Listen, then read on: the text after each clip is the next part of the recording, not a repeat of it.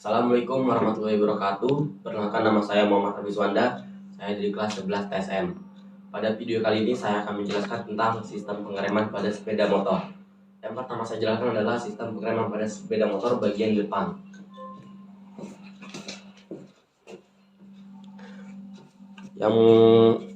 Yang pertama adalah master cylinder, berfungsi untuk menyimpan minyak rem di bagian dalam. Di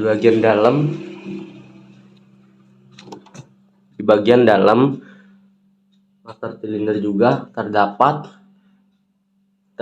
piston yang mendorong minyak rem menuju ke kaliper. Dorongannya berasal dari tuas rem yang terpasang pada master cylinder. Jadi ini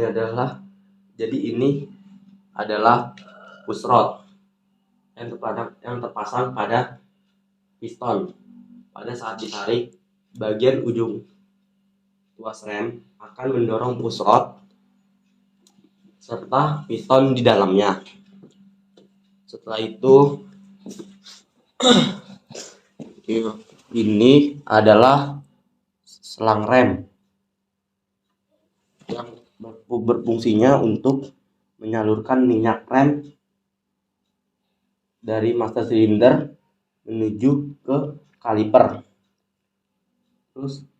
Dan ini juga adalah kaliper serta piston dan seal piston. Piston ini dapat bergeser karena dorongan tekanan minyak rem yang bermula dari tuas rem, dan juga piston dalam master cylinder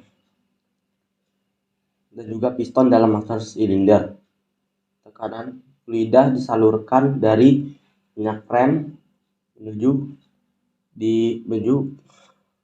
ke ruang di dalam kaliper, sehingga piston dapat bergerak keluar untuk mendorong kampas rem. Setelah itu kampas rem akan bergesekan dengan piringan cakram sehingga dapat menimbulkan motor bergerak menjadi lambat. Setelah tadi penjelasan nama komponen beserta fungsinya, kali ini saya akan menjelaskan tentang cara kerjanya. Pada saat menarik tuas rem, maka ujung dari tuas rem akan mendorong push rod ke dalam, sehingga piston di dalam master cylinder akan mendorong minyak rem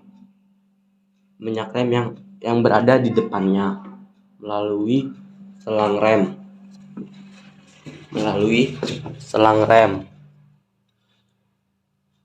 Setelah itu menuju ke ruang di belakang piston. Karena terjadi tekanan hidrolik yang diawali oleh tuas rem, maka piston akan bergerak keluar untuk mendorong kampas rem. Setelah menjelaskan pengereman pada bagian depan, selanjutnya saya akan menjelaskan pengereman pada bagian belakang. Yang pertama adalah tuas rem. Tuas rem ini adalah penghubung dengan tromol atau rem belakang.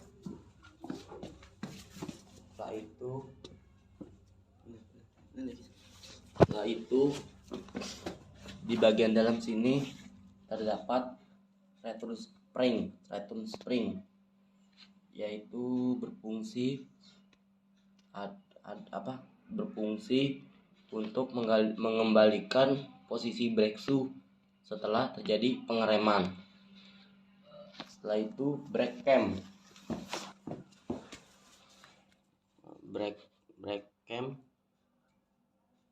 ini adalah brake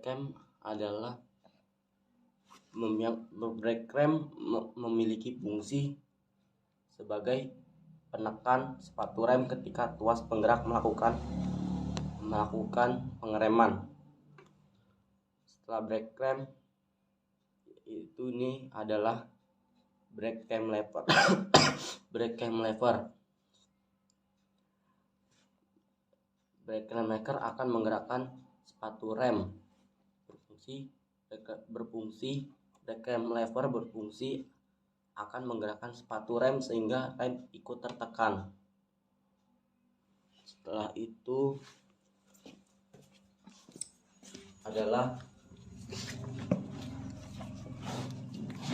di bagian ini ada brake shoe. Brake shoe ini berfungsi sebagai sepatu rem yang gunanya sebagai tempat kampas. Selanjutnya adalah black lining. Black lining yang fungsinya sebagai media bergeseknya tromol rem. Setelah brake lining adalah brake drum, merupakan bagian rem tromol. Setelah itu selesai. Itulah tadi beberapa penjelasan rem depan dan rem belakang dari saya. Mohon maaf bila ada kekurangannya. Saya mengucapkan wabillahi taufiq walhidayah. Wassalamualaikum warahmatullahi wabarakatuh.